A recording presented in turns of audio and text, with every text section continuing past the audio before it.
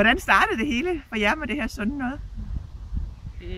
Jamen, for mig startede det med, at jeg havde bare en ubændig lyst til, at jeg måtte i gang med noget. Fordi jeg havde taget på sådan igennem de sidste par år, og havde ikke rigtig rørt mig og dyrket idræt.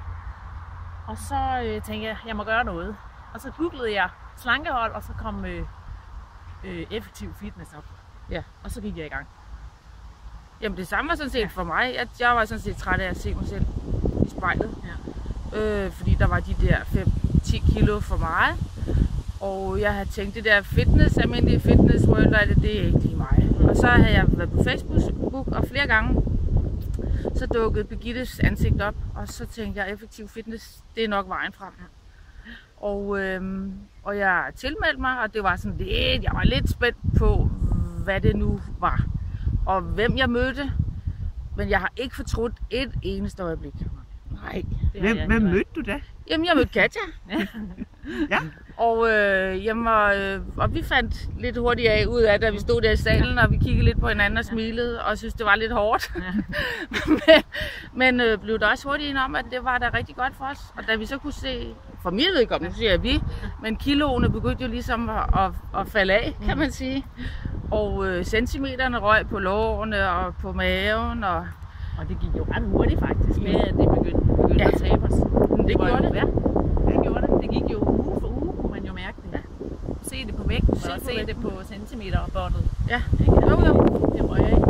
Og så den der træning, der var i forbindelse ud over kostvejledning, den blev jeg ret glad for. Og det gjorde du så også, kan man sige. Nu træder jeg dig med i faldet. Jamen det gør og vi startede så på sådan et fredagshold. Hvor vi så har trænet de samme øvelser og sådan nogle ting. Og der har jeg jo haft nogle forskellige sjove oplevelser, blandt andet når jeg skulle lave nogle særlige øvelser, når jeg sidder på bænken, hvor jeg må kigge på min lår og tænke, er det min lår? Fordi der er simpelthen rørt så meget, både centimeter og noget vægt. Og det er det. Ja. Jeg kan bekræfte det. Det er min lår, tak for det. Ja, det er jeg glad for. Og så begyndte Bolette at tale om noget med noget løbehånd. Det skal jeg da også prøve. Så det har været rigtig godt. Det har været meget givende. Altså både træning, vores træner, Bolette. Fantastisk træner. Fuld af energi og humør og god træning. Også hård. Jo, men det skal jo til. Men det har virkelig været godt. Og så også det der med det der fællesskab, vi har oplevet. Ja. Først på slangeholdet med en masse søde damer på vores alder. Mm-hmm. Og så sidenhen var det jo, at vi to fortsat, og det har bare været fornøjelse. Og nu skal vi på La Santa. Vi skal til La Santa. Til november. Ja, præcis. Med nogle af damerne og trænerne. Ja. Så det bliver fantastisk. Det har været skide sjovt. Ja, hvad er det? 4 måneder? 4 måneder? Ja. Og der er sket så mange ting. Ja. Jeg kan slet ikke forstå det. Det er dejligt. Vi sparer mange penge på tøjbudgettet. Det gør vi. Jo. Hvis I skulle sige en ting til andre, hvad ville I så sige, de skulle gøre? Så jeg kom i gang. Ja.